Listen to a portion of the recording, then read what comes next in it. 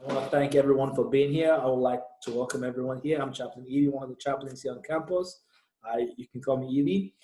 I will be asking everyone as you appear on my screen to introduce yourself by name, your position at Albright, and perhaps how long you've been at Albright. So I'll start with you, Mike.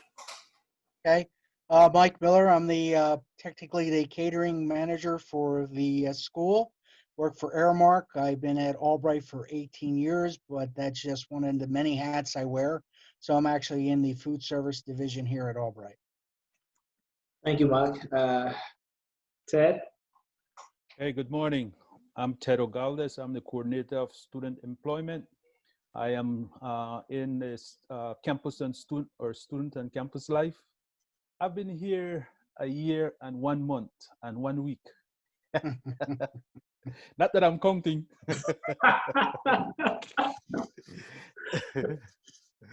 Thank you.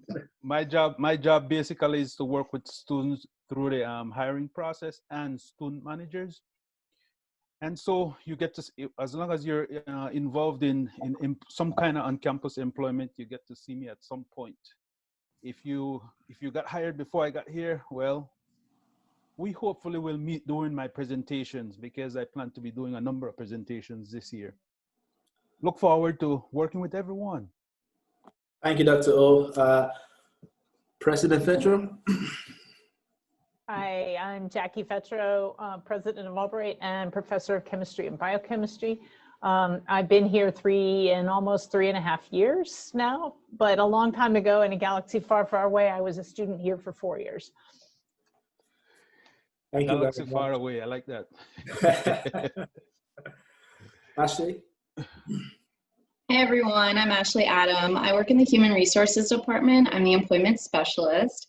I've been with Albright for about 1.5 years now, and I work with hiring managers from the beginning process to when they need an employee, through the recruiting process, all the way through the onboarding process with the new hire and orientation. So thank you for having me today.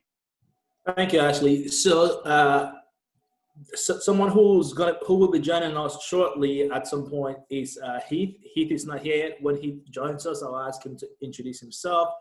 If you are an attendee, we'd like to call you a participant because you're not just attending. We want you to engage with us. You can see there's a Zoom. There's our host, actually, our technical host, technical support, my co-host, Beth. She is behind the screen. That's the Zoom webinars account that you see. So first of all, I want to welcome all of our panelists, and I also like to welcome all of our participants. And I want to say we want you to engage us. This conversation that we've been having for a few months now is for the Albright community. So we really like for you to engage us with your questions. Today's panel discussion will be focusing on employment and dining services. It's something that this is a panel discussion that was asked by faculty, staff, and some students have asked us to probably have discussion with members of the staff of employment and dining services here at Albright. If you're a participant and you'd like to send us your question, you can simply do so by entering them in the Q&A, and Beth will send them to me, and I'll ask the questions to our panelists. You can direct your questions to all the panelists or to specific panelists as you see fit.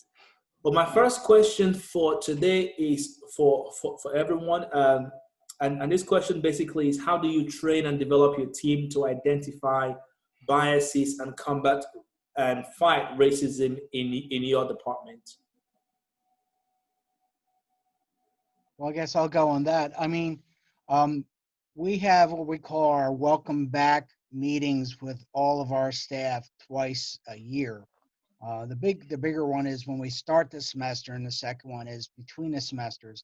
And through Airmark, we have a diversity education segment where we go into the basic aspects of race relations vis-a-vis the employee to employee relation, and then also the awareness of our student population, that particular aspect also. So it starts when every year it's a re-evaluation of our commitment to keep those qualities of the corporation, Aramark, and also in sync with the values of our school.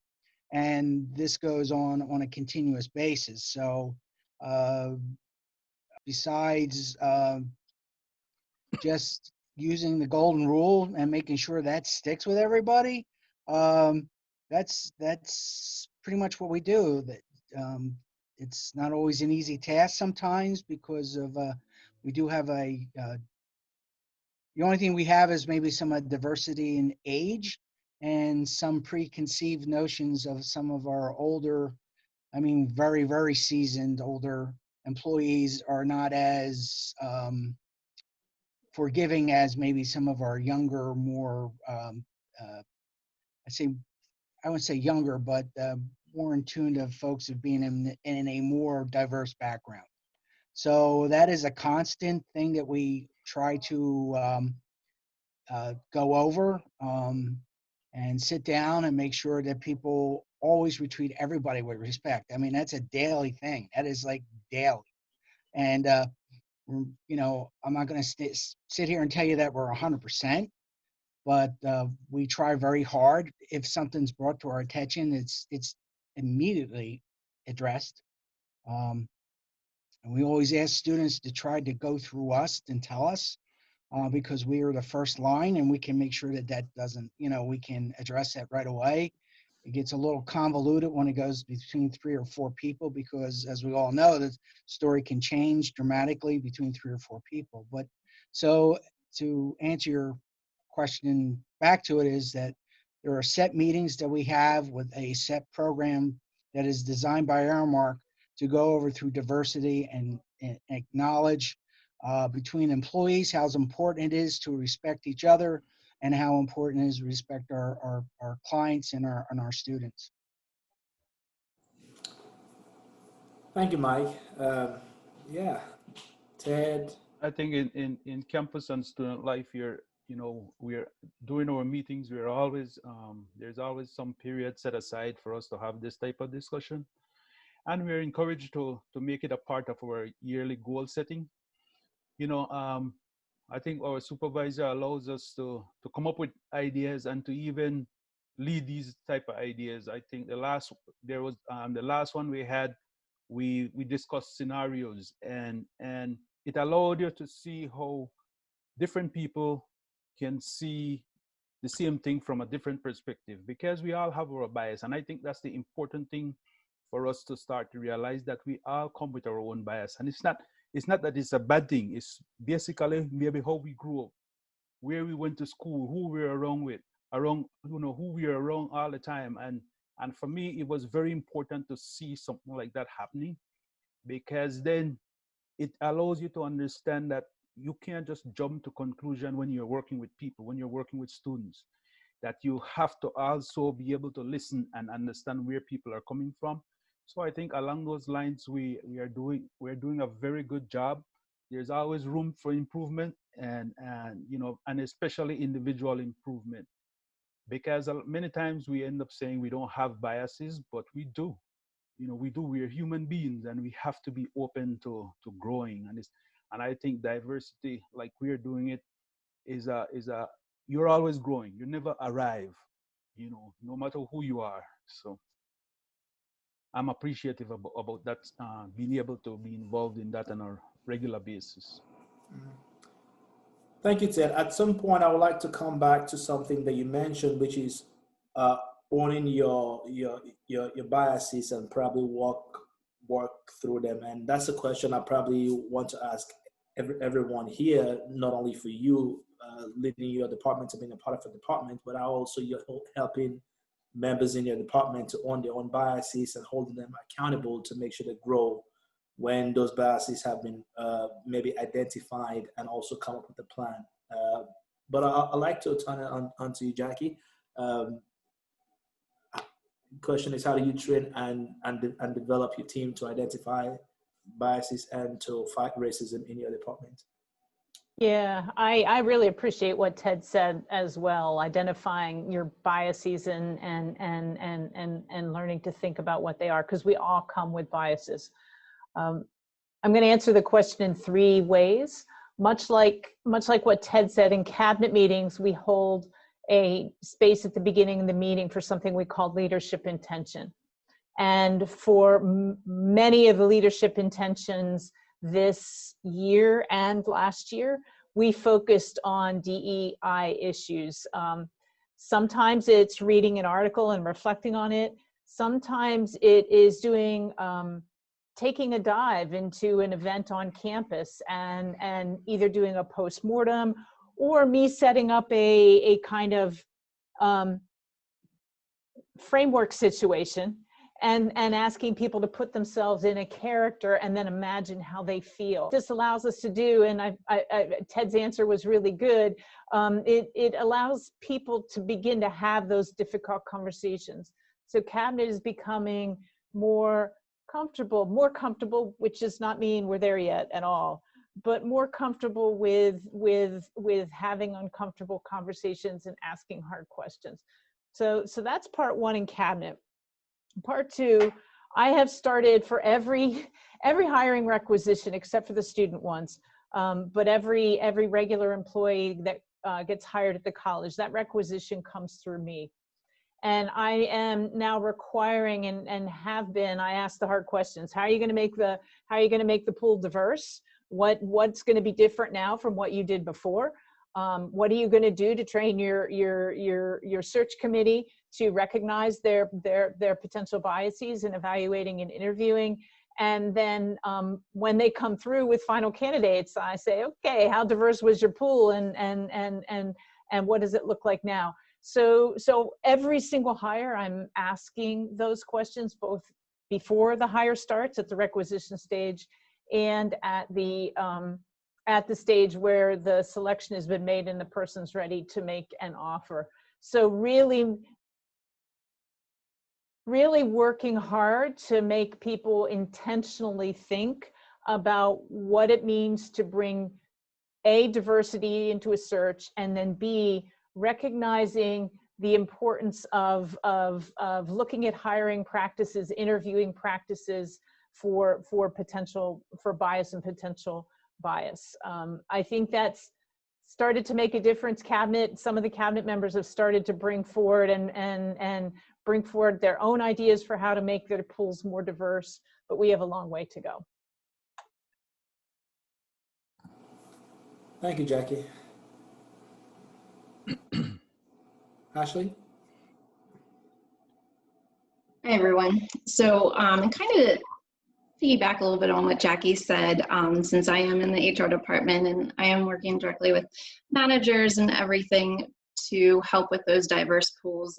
But as our department, our HR department, many of you may or may not be aware that our team is a newer team to Albright. We have a new director this year. We have a new assistant director this year.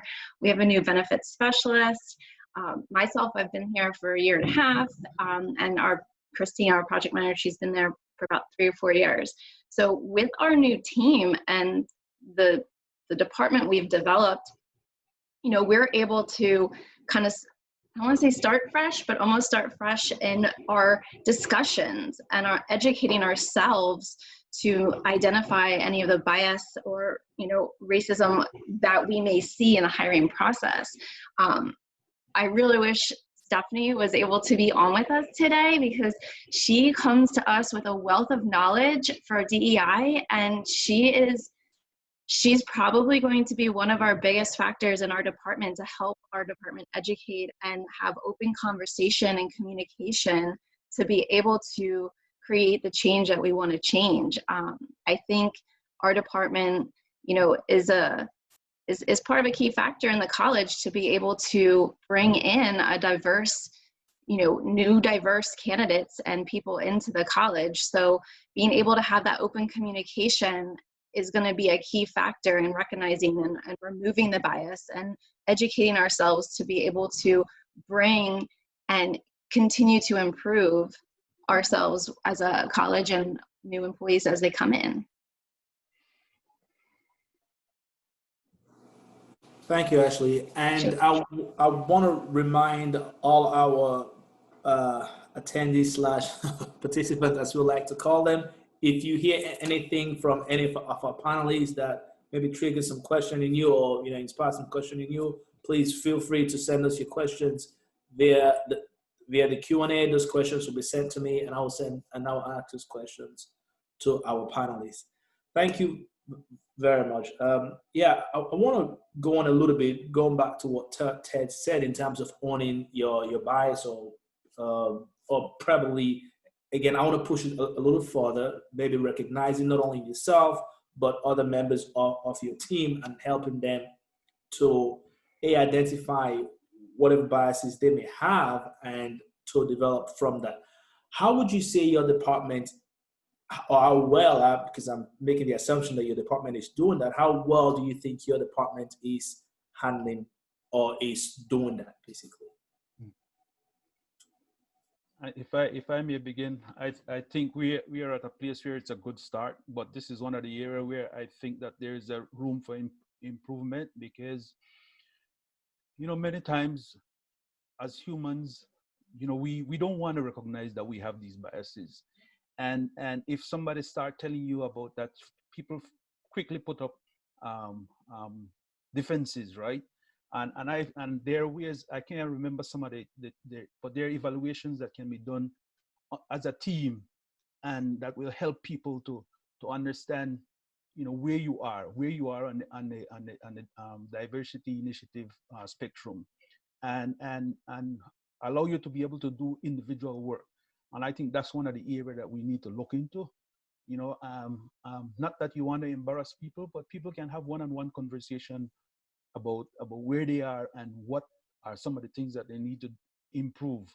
And I think unless we really focuses on that, it's easy for people to hide in a group setting, because they will say the right thing, they will act, but when it comes to really action, then that's when people start to fail. And I think that unless we're all able to face that, so that's to leave it at that. I think that's one of the areas that we need to improve, where we can help people really identify.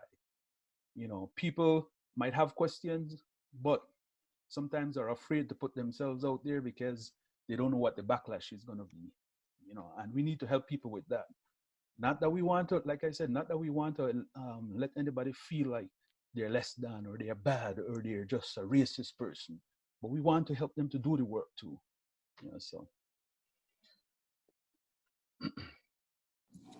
So Ibi, was your question, how well are we doing in our departments do we think our department is doing to identify our own implicit biases? Was that the question? Yes. So, yeah, as individuals, but also how are each of you maybe helping, maybe not only you, but other people in your department, helping each other to identify their own implicit biases, and maybe coming up with a strategy to help everyone grow in that area? Yeah, I think that I want to echo what Ted said. We're making in cabinets. So cabinet is everybody who reports to me. I think we are making good first steps, and we have a long way to go.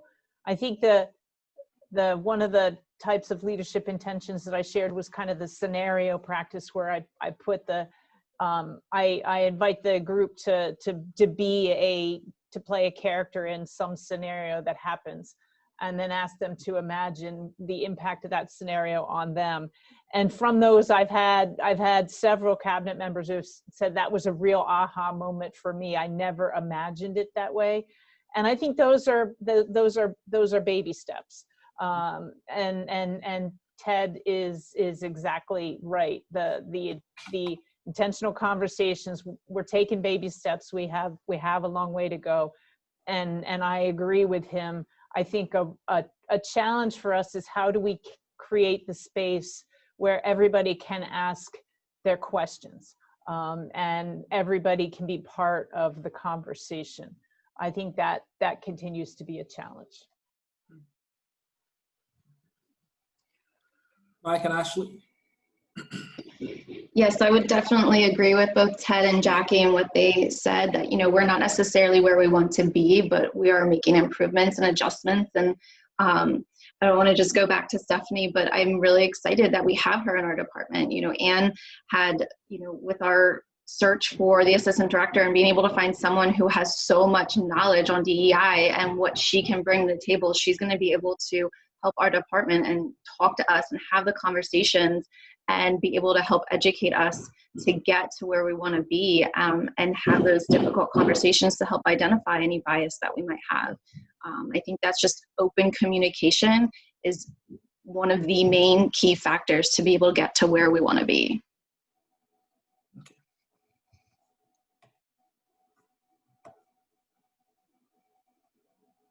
Go ahead, Mike. Well, it's an interesting question because I have to give you some of the corporate things that we do, because that's what we normally rely on, is because of their structure. I don't think we really addressed everybody's particular self-biases per se. I think we have addressed people's overall bias from a institutional bias, or a preconceived notion of somebody who comes in, you know, like a book, don't judge a book by its cover. We have really addressed that, and that's an ongoing thing. I think anybody can always do better. I think all in all, we're decent at it. I'm never going to say we're 100%, but I think we're pretty good at trying to understand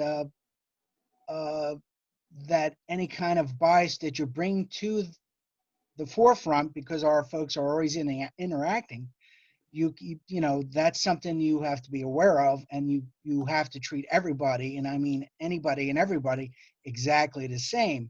And that's the way we approach everything, is the way you treat the person across from your service line is no different, whomever it is. No matter what the request is, no matter what it is, you try to do everything you can the same way.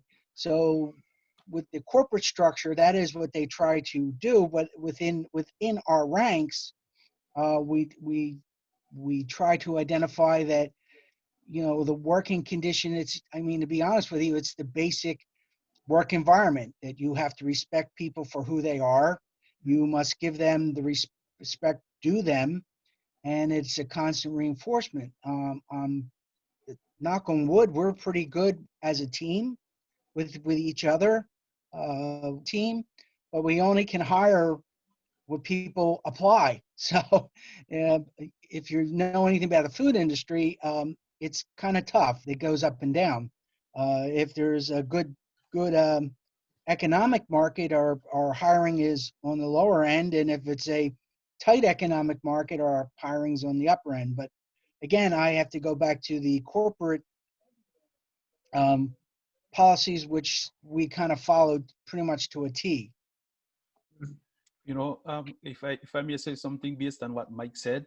Yeah, go ahead. Which I feel is very important. He spoke about institutional bias and recognizing that. And are you guys hearing me? Yeah. Yes, we can. I think that's a very important thing. And then it brings the question, you know, so how do we work on the institutional bias? Is it by individuals, or is it just by leadership? Or, you know, it brings up a question to me, because I'm always thinking about that, right? Institutional bias is a big thing, you know, and so where do we really do the work to get rid of institutional bias? You know? Yeah, Ted, that's a really good question. In fact, this ties well into a question that we just got from one of our participants, and I'm going to read the question word for word, and I would like everyone to just share the answer here. How is Albright, or in this case, your department, commitment to DEI showing up in your recruitment and onboarding process, and has it been built into the performance evaluation system? And this goes back well to what you were saying, Ted. So yeah, we just got this question. it's a little bit long. I'm going to read it again. How is Albright or your department's commitment to DEI showing up in the recruitment and onboarding process? And has it been built into the performance evaluation system? So, yeah, so each of you can take turns. Do you want me to start with that one? Absolutely, Ashley, since you're in HR, go ahead. Sure. So, so how is the diversity and everything in the recruitment and onboarding process? I think it actually starts all the way back from the beginning when there's an open position. You know, hiring manager comes to us, they have a position, they're going to be filling out the requisition, and there's a conversation that happens with the manager. And that starts with the skill sets and the, you know, type of person they're looking to fill the position, what skill sets they need. And without those conversations and open communication with the hiring manager, we can have, you know, a deep conversation about where we want to advertise the position. Cabinet's been super supportive with, you know, giving us several, I should say more than several, diverse sites to post positions to. So we're talking directly with hiring managers to figure out what's the best places to post the position to get a, you know, the best return on investment and getting the most diverse pool of candidates that we can. Once we have the posting out there, once we have the candidate pool, some positions are going to have more of a search team. Some of those positions are going to have multiple people recruiting and looking at resumes, not just the hiring manager, with the team that they may put together. And for many of the search parties, we have like a diversity inclusion person that can be included for the recruitment person, for the recruitment process, to be able to make sure that there is a diverse pool, that the hiring manager is making sure they're being held accountable for bringing in diverse candidates to talk to. Something that's not really talked about, I guess, yet is, you know, we're in this remote world right now. We're in such a unique situation for hiring. And I understand a lot of interviewing may be done Zoom, or, you know, it's not necessarily always face-to-face lately. But honestly, like, I think having that interviewing where you talk to the person and you are talking to them over the phone, or maybe without the Zoom, you're not face-to-face with them, focusing on their skill sets rather than finding a common ground with the person. And that's kind of where some of the bias can come in. So making sure the hiring managers are educated enough and having that conversation with them, that they're interviewing in a way that's asking proper skills-based type questions for the position is probably the best route that we want to go. But once we have that diverse pool and the hiring managers are at that point with their interviewing, you know, we want to make sure that, I'm so sorry, can everyone hear that noise? Okay, I'm so sorry. There's in the background, and I just want to make sure no one can really hear. So, but diverse pool and making sure that the hiring managers are, you know, interviewing diverse candidates and bringing them eventually to campus. That's how we're going to, you know, hopefully in the end become more of a diverse community as you know, for Albright as a whole. So I hope that answers the question. Yeah, I mean, yeah, that was excellent. Yeah. Well, there were two parts. For us, I'm sorry, Jackie, you go ahead, Mike. Go ahead, Mike. I mean, for us, obviously, it's fairly cut and dry. Anybody who applies, they have to apply through the system, which is through the Aramark online hiring system. It doesn't ask any questions, and those people, we will take those folks every application, and we try to reach out to everybody. They once they're interviewed, then the corporate process takes an effect. One of the corporate processes is a background check. Now, we don't control that. The corporation requires that, and even students, even though we feel that the student population, if we could hire it in a different sense, would give us an easier way to hire more students, but we have to follow all the protocols. But we'll hire. It doesn't matter to us. We will hire if you have skills and you want to work. That's all we care about, to be honest. And I think we've shown that in just about everybody we've hired. So, and we talked about this last time. It's not so much the hiring process, is the education of our younger students, that the job they're taking on is part and parcel of growing, and it's a real job, not just a what do you call it? Just I'm in school, I could do what I want kind of a job. Go ahead, Jackie, I'm done. Jackie, would you like me to repeat the question, or? Yeah, no, I can see it. There were two parts to the question. The first was about the recruitment and onboarding. And the second was about, has DEI been built into the performance evaluation system? And I think we need to touch on that part of the question. I think this is a place where we have a long way to go. It has not been traditionally or historically, DEI has not been part of the annual evaluation in any way, shape, or form. 2.5 years ago, three years ago, we made commitment to a thriving, diverse, and equitable community an institutional priority. This year, for the first time in June, we set a college annual goal and last year then we developed and endorsed as a community our commitment to inclusivity and equity. And this year, for the first time, we're setting an annual college goal of instilling a commitment to that statement, which was endorsed last year. That's where the active work now starts. And at the cabinet level, what that means is we have a college-wide goal.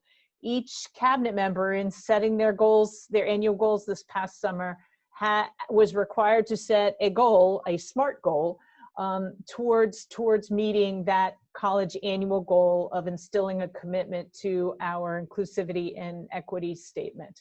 A SMART goal means it's not just a fluffy set of words, but that there is a quantitative way to measure success at the goal. And each cabinet member has now done that. That's generated a fair bit of conversation about what is an appropriate goal, how do you make it SMART, not fluffy, so that we can measure it. I would turn to Ashley here. I do not think that we have propagated that yet beyond the cabinet. And that is there's a lot of work still to go at the cabinet level, and at least we've taken a tiny first step. Ashley, have we started to instill commitment to the college's annual goals throughout the performance evaluation process? No, I'd say that's something we still need to work on. And I apologize because I'm not the expertise on the performance evaluation system. I don't usually get into that too much in my role that I play. So I apologize, but I think we still need to work on that to get that into the performance evaluation system. Yeah. Actually, thank you for saying that. So I would like to ask kind of a backup, a follow-up question to that. Jackie, you just mentioned that DEI is no longer a priority for us. It's an actual goal with measurable steps and all of that. Do we have, and I know it's something the cabinet has started, we don't know yet to what extent it has been introduced to other departments, and so on and so forth. Do we have a timeline to say within the next 2 years, these are the things we want to specifically see in each department, or within the next? Do we have those tangible timelines and what results that we are not only hoping for but working towards to make sure we accomplish within those set timelines? I would say that each cabinet member has set that timeline within their division, and that's something they are continuing to work towards.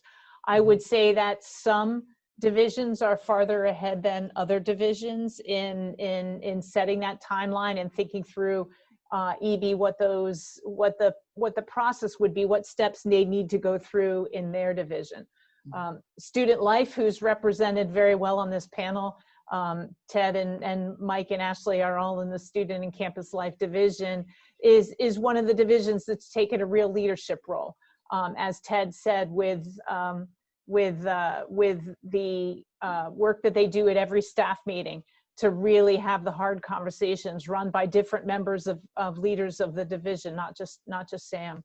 And I'm fully expecting, now that we have the college annual goals, that we will begin propagating those throughout the performance evaluation systems in the human resources side of that, at least. I know our athletic directors have been thinking hard about how to incorporate DEI work into their division.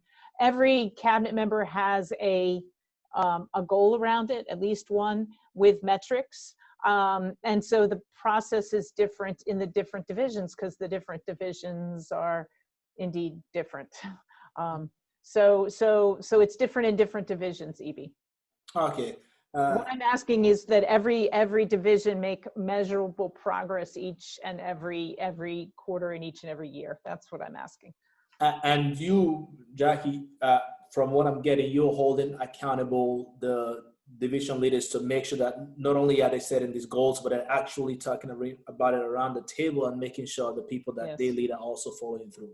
Yeah, we have cabinet has a quarterly retreat each year, or each quarter, where we, besides our annual retreat, we have a quarterly retreat where we look at the goals for the quarter, and we look at not just the college goals for the quarter, but each individual cabinet member's goals. And then I have individual meetings with each person after that to say, okay, how well did we do? What are we lacking? What do we need? What more do we need to do? So yeah, holding people accountable is a thing I try to do. Thank you. So, and Jackie also mentioned of Ashley and Ted. Can you share with us, maybe there are other people in different departments that are watching this, and they may have also been thinking about how to apply it in their departments. Can you just share with us how your department is applying what Jackie called the leadership, if I get it right, leadership intentions? That was what you called it, Jackie? Yeah, I mean, that's what works for cabinet. I think what Ted described in that happens in student life, they don't call it a leadership intention. I don't know what you guys call it, Ted, where you come and talk each staff meeting about a DEI issue. It's different for different divisions. I can't remember at this stage what we call it, you know. But I think to talk a little bit as an outgrowth from that, right? Like some of the things, even in my own office, is doing, like trying to help managers realize that when they put certain things on the requisition, that it blocks out a whole number of students. For example, we're trying to get rid of that invitation only, right? Because when you do that, immediately some students will say, why am I going to apply to that? Instead of giving. Ted, not to cut you, what do you mean by invitation only? Like some people would put on their requisition that they invitation only. I mean, basically, and that's, you know, because I figure that they have people who they want to hire, specific people, and so we are telling them there are ways to help the students start to learn what it is to apply for a job outside. There are ways to put up what you want, the criteria that you're looking for on that requisition, so that as many people can apply who fit those criteria, and you have a choice rather than just saying invitation only. But at the same point, we are looking at professional development for students, because they're first generation student of color who come from a background that they don't know about some of these things, right? So we are trying to help. We are looking at and I call it professional development, but we might call it something different. But we are looking at helping students to understand that they also need to help create their network across the campus. You need to be making new friends. You need to be meeting with your professors. You know, you need to let your professors know who you are and what your skills are. You know, so those are things that we are looking at to help students who might not even think about the process try to understand how the process works. You know, I have students who will be calling me, well, I applied for this one job, I never heard back from them. You know, don't just apply for one job. Apply for as many jobs as possible until you get one. You know, but students don't know that. They think that if I apply for 1, 2, I expect to get that job. You know, we're trying to help students understand how you perform, how you act on the job, how, you know, what are certain things that you should do and you shouldn't do. Like Mike said earlier, helping them to understand that this is not just an on-campus job, but this is building you up for future for future jobs that you're going to get, for future recommendations. So it's a broader work, and even though I think that our department is doing well, you know, the work goes on, and we need to really be doing this so well that the students are also catching on, you know. And it's not only about race, but, and we hear this conversation in our department where people are asking questions about LGBTQ, you know, learning disabilities. So, you know, it's growing, but we also have to be able to expand this to include the students. You know, the students should benefit from this. From what we are learning, the students should benefit. Yeah, and actually, you can feel free to jump in here. And Ted, part of what I want to know is, how is your department specifically saying, maybe around the table, you know, when you talk about DEI, what are some of the things you're discussing that could probably help maybe someone who's listening from admissions or account or financing, stuff like that? For me, I think the first thing is being open, right? Being open to learn. And one of the things that we are looking at is using presentations to, you know, to managers, because they play a very great role in how students develop. And this, as a liberal arts, your work experience is a great part of your learning experience. You want to have that how should I say, that combination. What you're learning in the classroom, how are you bringing it to work? What you're learning at work, how are you using it in the classroom? So doing presentations is one of the ways that we see that happening, and to student managers and to students. You know, initially when I first did presentations, I did to only work study students. My plan is to expand that beyond work study students to all students, doing professional development workshops, you know, helping student managers also to understand that they play mentoring roles with these students, and there are certain ways that it might take you five minutes for the week where you can establish a kind of relationship with a student and help them to understand what they're doing well and how can they improve in these areas. You know, helping students to understand that this is where I am really creating my foundation for the work world, and that just staying in my corner and not getting involved on campus is not much of a help. You know, I need to explore. This is where I should explore, make mistakes, you know, meet new people, meet my professors, get involved in research. And we'd be surprised at how many students don't know this stuff, right? And we need to help them. And we need to stop saying, oh, these students don't know, these certain students don't know anything. We recruited them. We're supposed to help them understand where they need to be, or where they need to get to. And Ted, you said it so very well, and I'm so glad you're here, because this concept, if we're truly preparing students for success in life and career, that means we need to, that job, that employment, that getting involved, helping them to understand what it means to be part of the world of work is part of what we're educating them to do. And that's why your work here at Albright is so important. So thank you for saying that, and thank you for being here. Appreciate it, Jackie.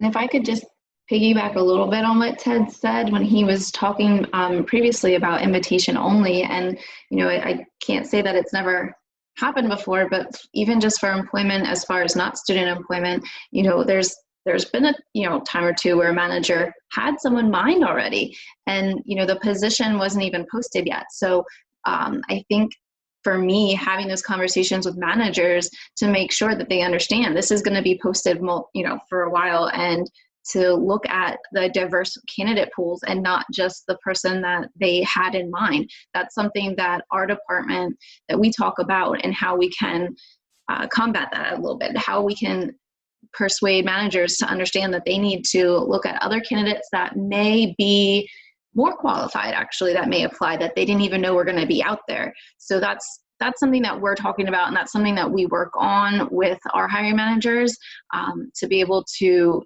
change that a little bit. Thank you, Ashley. So this next question is specifically for Mike, but I'm sure you know, everyone here can as well jump, provide an answer to these. We're talking about diversity and equity. One of the questions I wanted to ask is how do the services you provide, how do those services incorporate diverse ideas, dishes, and so on and so forth? And I know one of the challenges we've had in the past, which I think you're aware of, we may have some African American students or African students of African origin say some of the dishes are not, or at least would like for a week or so to celebrate the dishes that are maybe tradition to us. Are you taking into consideration those thoughts, and how are you incorporating those ideas and dishes in the regular services that you provide? I think we lost Mike. Yeah, so while we wait for Mike to come on, Ted, here you are, Mike. Sorry, I'm sorry. I listen. I'm back. Okay, yeah, go ahead. Well, again, anybody you were asking about the any students, students who have a different culture coming to this school. We always believe that food is the most unique unifier of culture. If you sit down with somebody of a completely different culture, it's my personal belief that if you talk about food, it is the one thing that brings everybody kind of together on an equal plane. So what we have tried to do is that if we know a student of a different culture, is try to ask them, what do they like? Is there something that we can probably do for them? Or can we approach some specialty things on our menu to maybe make them feel a little bit more at home? Not saying it's going to be grandmom's cooking. God forbid, it should never replace grandmom's cooking. But we try really hard to try to at least give everybody the opportunity to taste different cultural food. Some people love that idea. Some people do not. Some people are very stuck in their eating habits. We see that too. If we're not offering almost the exact same thing every day, they don't want to venture out.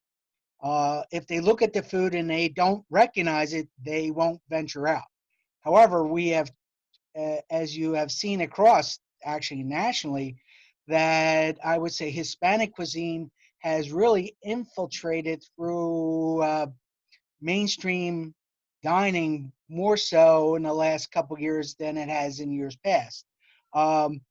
Asian, which encompasses from India all the way through China, we have done pretty much almost every country. If you're aware, we have also tried to introduce a lot of food from Africa. We are trying more and more to get some of the flavor profiles. We've done the Mediterranean, now we've done Moroccan, we've done one of the great Moroccan dishes is the one with the kaffa beef, which is absolutely delicious. But again, it's a student recognition, other students other than students that are used to seeing this. But we always ask. And any student can ask us. We have a food committee that students can join, and then we have it once a month. Obviously, with COVID, we haven't, but he asks on every aspect. Jake's Place, Pegs, the Pod, the dining hall. How are we doing? What do we need to do? What direction would you like to see? What foods would you like to offer? So we are always outreaching as much as possible, but the reach has to be back. I mean, the communication has to come from the students. And it's the same way with dietary things. Sometimes dietary students won't talk to us. And then they go almost a year, 2 years of saying that there's no food here for them to eat. And all they have to do is say, hey, once we find out, we will cook specifically to that student. So I think culturally across the board, we'll try anything that we think the people of that particular culture who are here will enjoy, and maybe to expose the rest of the student population to something that they may never ever try. And we always push that. Try it. Here is a great place to try. because you're not out somewhere and spending a whole bunch of money on something you may not like. So, to be practical, that's what we try to do. Thanks, Mike. I have a two-part question. I have a precursor to the question. The first is how accessible is the committee for a student to be a part of? So if I'm a student, let me say I'm a freshman at Albright, and I have ideas about food that I would like to see, how can I go about expressing my idea to you or to Heath? Well, you always can use the email system. You always going to Heath at hmccormick@albright.edu or mmiller@albright.edu. The food committee goes through, that is, you can also ask, we usually hire interns for sustainability and or marketing. Those students are part of their job is to outreach to the student population. We outreach to SGA, say if there's anybody they would like to have on the committees, please, they can do that. And you can stop me in the hallway. You can stop Heath in the dining hall and just corner us and say, hey, I have an idea. I mean, if anybody knows me, I'm always around campus, and I will stop what I'm doing unless I got something really crazy going on, and be glad to spend any amount of time with you or take your email and to go back and forth with this. So hopefully I've always, again, I pride myself on being that accessible to students, either in person and or email. So Heath is the same way. Our sous chef, Chris, at night is the same way. So all our staff is trained to listen to what folks want to talk about. So Mike, there's a good question related to that. You said that some food, it's not going to be grandma's cooking. Is the dining hall, do you engage outside sources to provide expertise to get more, and this isn't my question, this came from our attendees, so thank you, to provide more authentic food experience for cultures, for different ethnicities, especially for specialty days when there's certain food for specialty days, and maybe even engaging cooking staff with professional development experiences from some of those outside experts who know who really know how to do the different kinds of cooking. Can the dining hall do that? Do they do that? Well, what we first normally do is try to do all the resources that are available for us through Aramark, okay, which are tons, which a lot of students, I mean, you believe me, they are very diverse, and the schools that they have are from everything from kosher to you name it, to more Asian to more Hispanic areas. So they do have that. They also have chefs that are work at these particular aspects, schools, who primarily may do something that's more cultural. Plus, there's a few people on our staff that, again, their backgrounds and or their spouse or their family comes from a very strong background, and we use their recipes from their home or their families. So we will always do that. We have thought about, and something to actually try to call restaurant days, where we actually kind of reach out and to work in tandem with a particular person of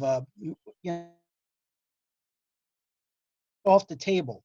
But we do try to use all the resources that we have on hand, and there's a lot of them. And we can get chefs from almost everywhere on the in the Pennsylvania region, which is a lot of chefs. And plus, our chefs are pretty the right recipe. If it's followed correctly, we can get that good, as close to authentic as possible. Again, grandma's love is kind of tough to beat. I don't, it could be good, but it doesn't have grandma's love. I mean, I do hear that from students. Sometimes we don't cook with love, and I don't disagree with them at times. I will never I'm like, yeah, you're right. Because I eat here every day and there's stuff that I absolutely love and there's stuff I'm like, yeah. And we're trying to, every day, it's always, a challenge to make sure we do that. Yeah. So yes, we can, but we don't usually, because we want to use all the resources we have. Right. You always try to use the resources you have at your hands. And there's a lot of them. And we will do that first. Um, you know, Thinking about the restaurant night is something we were trying to do last year to make it a little bit different, a little bit more diverse. Yeah, we're still open to that. It's not like we're not open to it. So So is that an example of where you brought in outside people to help? Um, no, we actually what we've done. If anybody was at the one, I guess the best example is the one trustee dinner where we really focus on the different foods of Africa. That was me doing a lot of research, and we actually purchased all the specific spices of the region to make sure that the dish was close as authentic as possible. So that's something we do. So that was a trustee dinner. Do we offer that to students sometimes? we can. It again, Jackie, to be honest with you, it's how it's received. I mean, a lot of things, students look at it, if it's not recognizable, they will not eat it. But we encourage folks. We say, hey, take a small sample of it. You don't have to eat a big plate of it. But it's a constant communication on our part back to the students. So, and it's a work in progress. It's always been a work in progress. Every year students bring a new taste bud to campus. They do. It's every year. It's like, I could tell you trends. 1 year it's like they're eating one particular item of food, and then the next year you think, oh, they're going to eat it, and they don't touch it, and they're eating something completely different. So, I mean, our biggest thing has been the plant forward. It's been growing, and so since it's growing, we're doing more of it. Yeah, I want to compliment you on the plant forward. The vegan vegetarian selections in the dining hall have made great progress. And I will say that dinner where you focused on a couple of dishes from different African countries was really good. Yeah. And again, I want to, again, we try to use the resources here. And if we have to go somewhere to make sure it's done right, then we're glad to do a theme. All the theme meals are always open to students to generate a menu, help us generate menus. They're all open. Every theme meal we do. And even if they want to make one up, we'll surely entertain it. Thank you, Mike. And I think, Jackie, you have a great point to say, is this something we can offer, to the students? That's a really good point. We are about running out of time. I've got a final question. Now, today's topic is focuses on employment and dining services. So my question is the last question for today is something Ted touched on, and is how do your department, how are you preparing students, but I want to focus on students of color for employment at Albright and after Albright? So I guess I could jump off. One of the things I'm looking at is trying to do some kind of evaluation for students, looking at the skills that they need to I hate to say this word, but use in the workplace at some point, right? Whether it's critical thinking, leadership, those kind of skills. And I was ready to go with a certain program, but I have since reconsidered, and I'm thinking of trying to exhaust all the possibilities, working with the New England Student Employment Association. How can we see where these students are? How can we see how they're developing, but at the same time offer them opportunities to develop those skills within the job and with presentation, right? Whether it's them being able to earn a certificate at some point, but having offering them something on a semester basis where students can come to certain presentation workshops like or information session, and just learn how to work at how they need to operate within the workspace, right? What are some of the requirements? What are things that they should be looking out for? And how get an understanding of how you should be observing and learning from other people within the job, and pushing the fact that your on-campus job is as important as any other job that you'll get once you graduate from here. Because that's another point that we see people or students not taking up accountability, calling in when they can't come to work, or just not showing up. And those are some of the things that we want to reinforce within them, that this is where you begin to develop that relationship, where you'll be getting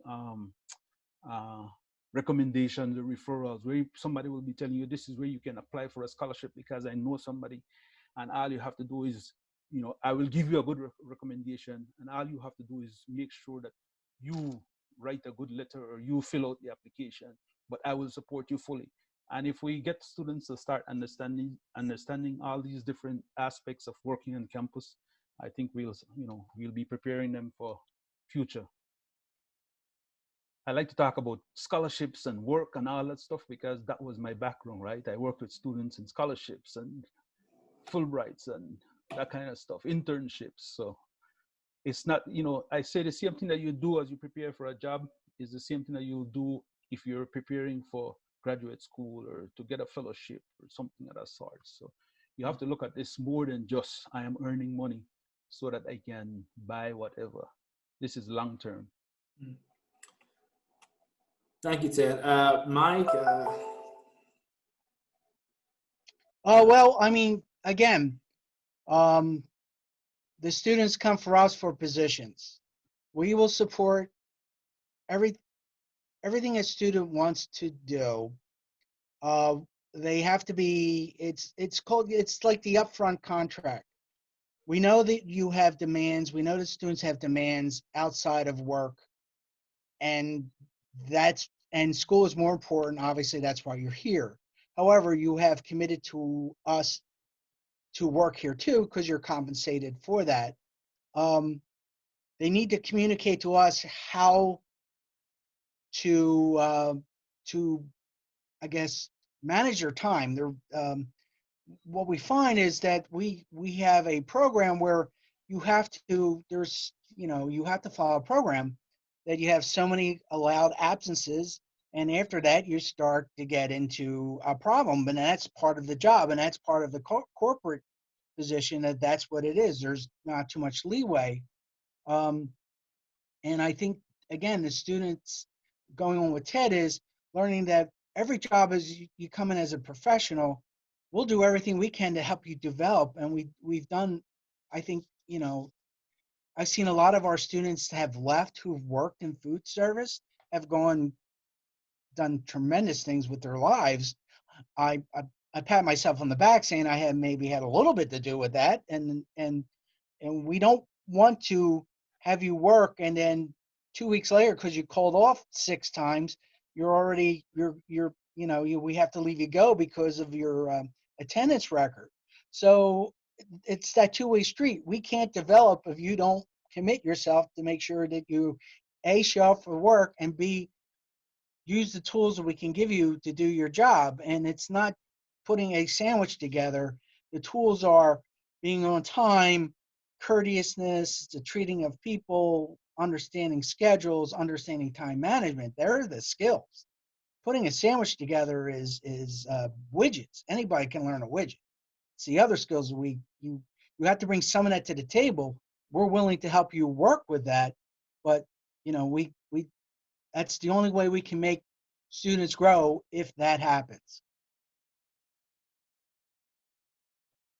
Thank you, Mike. And with that, I have to leave. I have an eye appointment that I have to go to. Absolutely. So we are actually past time, and I want to thank all our panelists. Mike, thank you, Jackie, Ted, Ashley.